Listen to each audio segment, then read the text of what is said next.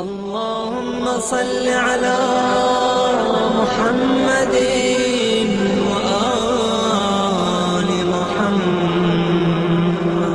یہ جو سوال ایک پوچھا گیا ہے حضرت علی اکبر کی شادی کے حوالے سے، تو یہ وہی چیز ہے جو میں نے تھوڑی دیر پہلے کہی کہ کربلا کے واقعات کی ریسرچ، اس کی کوئی ضرورت نہیں ہے۔ جناب قاسم کی شادی، حضرت علی اکبر کی شادی، امام حسین کی کتنے بیٹے کتنے بیٹیاں، صرف وہ کربلا کے واقعات جو کسی عقیدے پہ فرق ڈالتے ہوں اور یا پھر اس سے واجبات کا کوئی مسئلہ بنتا یا بگڑتا ہو، اس میں علماء کہتے ہیں ریسرچ کرو۔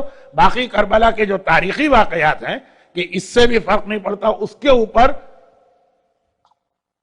اب میں پھر یہ جملہ کہتے ہوئے شرما رہا ہوں، لیکن کہہ دوں کہ صدام کے خاتمے کے بعد سے میں کئی مرتبہ عراق زیارت کے لیے گیا ہوں، اور الحمدللہ جب بھی ہم لوگ جاتے ہیں تو اپنے مراجع سے ملاقات کرتے ہیں، تو آغا سیستانی سے بھی گروپ کے ساتھ کئی ملاقاتیں ہوئیں، اور اس میں 4 ایڈوائز ایسی ہیں جو آغا سیستانی ہمیشہ ہی دیتے ہیں۔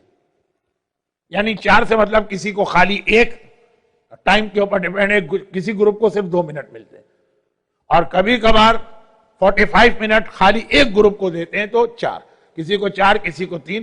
ان میں سے ایک یہ ہے کہ عزاداری اور کربلا کا واقعہ جس طرح سے آپ کو اپنے بزرگوں سے ملا، اس میں اگر کوئی حرام بات ہے اس کو نکال کے اسی طرح سے اس کے اوپر عمل کریں اور اس کو اپنی نئی جنریشن کو منتقل کریں۔ اس کے اندر کسی تبدیلی یا ریفارم کرنے کی ضرورت نہیں۔ آغا وحید خراسانی اتنے بڑے مرجع کہ آغا سیستانی سے بھی زیادہ لوگ ان کی تقلید میں اب جا رہے ہیں۔ یعنی یہ بھی ایک ڈسپیوٹ چل رہا ہے کہ ان میں سے کس کی نالج زیادہ۔ یوٹیوب پر جائیے، وحید خراسانی آپ ٹائپ کریں، ان کے جو آپ کو لیکچر ملیں گے، تو وہ یہ سارے جو آج کل ریسرچ ہو گئی ہے اس طرح سے کہ جیسے باقی سارے مسئلے حل ہو گئے ہیں، خالی یہ باقی رہ گئے۔ تو منع کیا ہے مراجع نے کہ اس سے نہ ہمارے عقیدے کا کوئی تعلق ہے، نہ کوئی حلال حرام اور حرام حلال ہو رہا ہے۔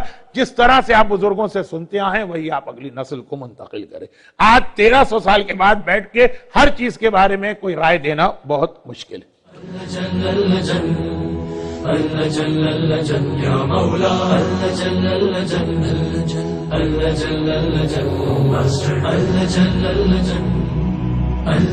یا صاحب السماء